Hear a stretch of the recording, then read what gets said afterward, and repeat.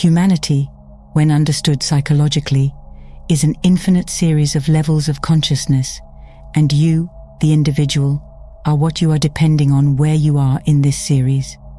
Consciousness is the only reality, and where you are consciously, psychologically, determines the circumstances of your life. The ancients knew this great truth, but our modern teachers have yet to discover it. There is only one single substance in the world. Our scientists call it energy, while the sacred scriptures define it as consciousness. We are told that the universe originated from water, but if that were true, it could only develop from water. However, if the fundamental substance is energy or consciousness, it can manifest as iron, steel, and wood, to name a few. Humans, seeing a variety of forms, think of countless substances, but what they see is merely a change in the arrangement of the same fundamental substance of consciousness. The Epistle to the Ephesians tells us that all things, when allowed, are revealed by the light. The word light recorded here means consciousness. The state that the individual takes into their consciousness is the cause of one person being rich and another being poor. The poor person admits they are poor by saying, "I am poor," just as the rich person acknowledges their wealth by saying, "I am rich." Whatever you, as an individual, claim to be, whether good, bad, indifferent, right or wrong, must manifest in your world, for by asserting the state, you have given it life. There is only one cause, and that is consciousness. Your consciousness is the center from which your world reflects and reproduces the state you are currently in. A state can be defined as all that you believe and accept as true.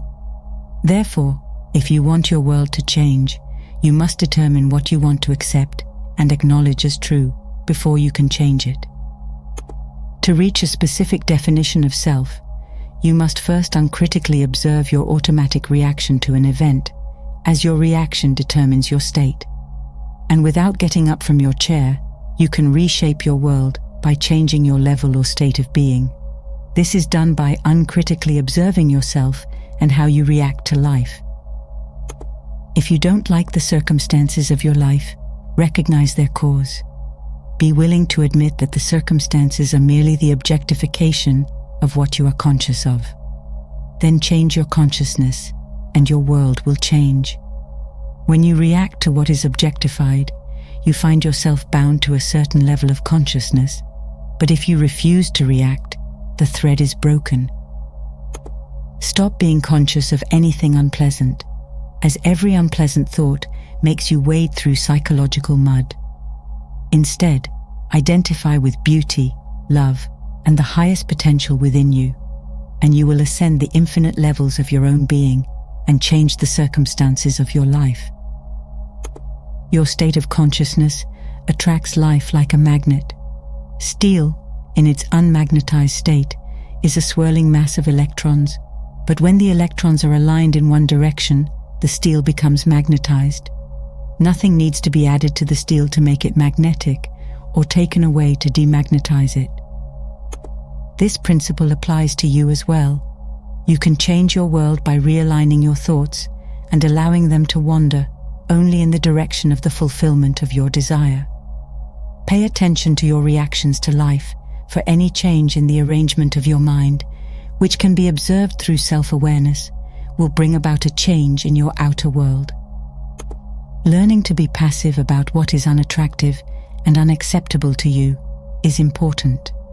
In this way, you will awaken the dynamic being within you, and when you find your inner being, you will discover that the qualities you condemn in others are actually in yourself. You will then know the secret of forgiveness, because if you forgive yourself, others will also be forgiven. All things, not just a few, are manifested by light, and everything that manifests is light. In the moment you agree to a thought, it is manifested. It could not arise if you did not agree to it by being aware of it. The universe moves with motiveless necessity because it has no motive of its own. Rather, it moves under the necessity of manifesting the injunctions of the human mind. This teaching is to awaken you to yourself and awakening begins with introspection. If you secretly prefer to dwell in the mud of self-pity and judgment, your world will reflect these feelings.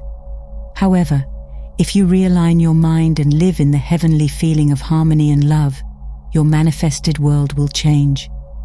If you spent 5 minutes today observing yourself uncritically, you would be surprised to discover how deceptive you are. I know it can be a terrible shock, but every shock of this kind allows the light of consciousness to enter, and life is an ever-expanding illumination.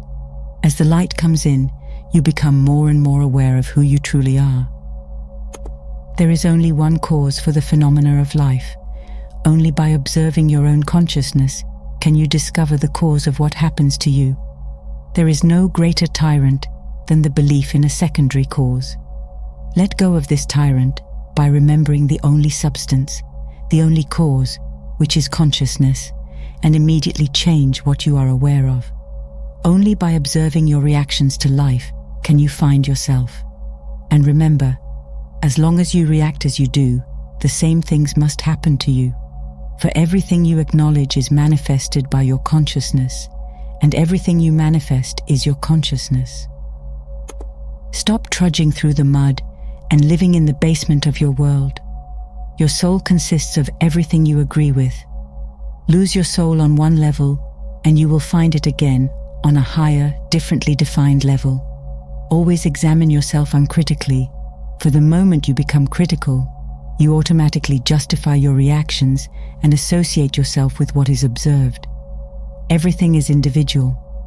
Collective security and collective salvation are concepts that must be approached individually.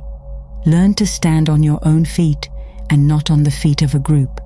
You must free yourself, and the only way to do that is to awaken the dormant potential within you. Think noble thoughts based on ideas and concepts, and they will pay off, for you will rise in consciousness and change your world. Give yourself daily sustenance by taking the opportunity to remember who you are. Never envy another's happiness, but simply improve your own. Be transformed by the renewal of your mind by changing the ideas you have placed in it, for you cannot change your thinking until you change the ideas from which your thoughts flow. In conclusion, recognize your power to shape reality. Every thought and belief is a brushstroke on your life's canvas. Align with higher principles, nurture your inner light, and transform your existence. Let go of binding shadows, stand tall in your individuality, and let your soul shine. Embrace self-discovery, for in awakening your true self, you unlock infinite possibilities.